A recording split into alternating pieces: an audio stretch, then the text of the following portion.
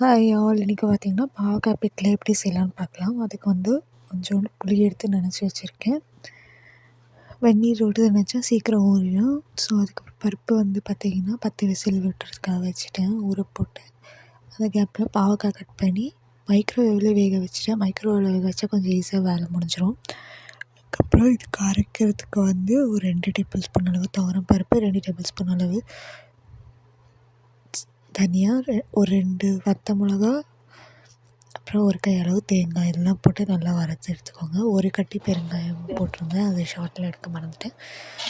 பேனில் வந்து ஆஸ் சாம்பாருக்கு என்ன தாளிப்போமோ அதே தாளிச்சிட்டு அந்த காயம் போட்டு ஒரு வதக்கிட்டு புளி தண்ணி கரைச்சதை ஊற்றி உப்பு, மிளகாப்பொடி, மஞ்சப்பொடி போட்டு நல்லா கொதித்ததும் பருப்பு, தேங்காய் அரைச்சி வச்சுருக்கோம் இல்லையா, அந்த கிரேவி அதுவும் விட்டு நல்லா கொதி வந்த வரையும் பச்சை வாசனை போகிற வரையும் நல்லா கொதிக்கட்டும்.